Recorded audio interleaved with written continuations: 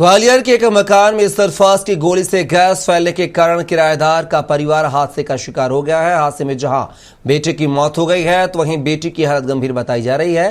दरअसल जड़ेरुआ इलाके में एक परिवार किराए पर रहता था, वहीं परिवार के साथ बेटा और बेटी भी रहता है। तो वहीं मकान मालिक ने मकान के एक हिस्से में गेहूं में सल्फास मिलाकर रखा है और सल्फास की गोलियां ज्यादा होने से उसकी गैस फैल हो गई है। फिलहाल पुलिस ने गेहूं के डाली गई दवा बरामद कर जांच के लिए सैंपल भेज दिए हैं। तो मौके का जायजा लिया हमारे सहयोगी विनोद शर्मा ने। ग्वालियर के जड़ेरू इलाके के इस मकान में अचानक ऐसी कोई जहरीली गैस बनी जिसके कारण एक 4 साल का बच्चा करुआ सोते ही रह गया और उसकी मौत हो गई। इसके अलावा उसके पिता सत्येंद्र शर्मा और उसकी मां रजनी गंभीर रूप से घायल हैं, उनको अस्पताल में भर्ती कराया गया है। अब यहाँ पर गेहूं भी रखे हैं। ऐसा माना जा रहा है कि कुछ इस तरह के छिड़काव किया गया है जिसके चलते ये सब कुछ जो गैस बनी है उसके बाद जहरीली गैस बनने के बाद ये सब कुछ हुआ है। ये उनके परिजन है, रो रो कर उनका बुरा हाल है। इनका कहना है कि उनको तो बताया ही नहीं गया था उस समय क्या हुआ था। ये जो बच्चे हैं उसकी दादी है। क्या हुआ था, क्या जानकारी मिली थी आपको?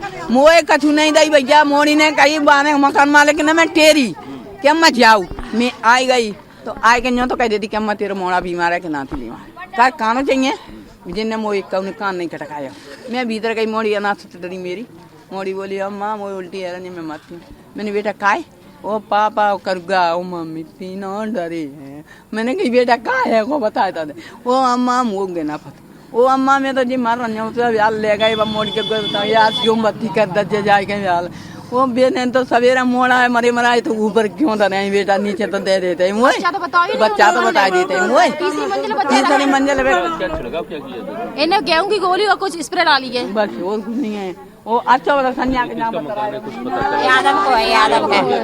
यादव को मकान तो गेहूं में क्या छिड़का क्या था, क्या करा था पता नहीं है। मैं तो दवाई छिड़क के बाम तारों को बदबू आ रही है, बदबू आ रही है। तुम सुन ले ना, देख लेना परिवार को किसी को खबर नहीं दी। खुद ही हॉस्पिटल लेके गया है, बगल में उसकी बहन रह रही है, बगल में चाचा और रह रहे हैं, किसी को कोई कुछ नहीं बताया। उनने खुद ही लेके जा गए और बच्चों को तीसरी मंजिल पे रखा है उन्होंने मार के। ये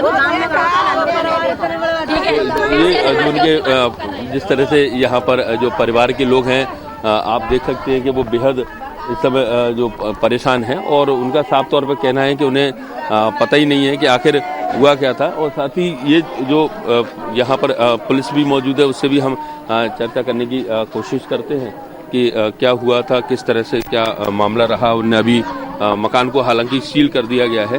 क्या किस तरह का क्या हुआ, कुछ जानकारी मिली अभी आपको? क्या अभी क्या इनके मकान में क्या है गेहूं की गोली वगैरह बता रहे हो तो वो छिड़की गई है, इस वजह से ये घटना हुई है। अभी मर काम कर लिया, FSL टीम भी आई है, उन्हें अपनी कलेक्ट किया है सामान वगैरह। एक बच्चा खत्म हो गया है जिसका नाम राघव है, 5 साल का है।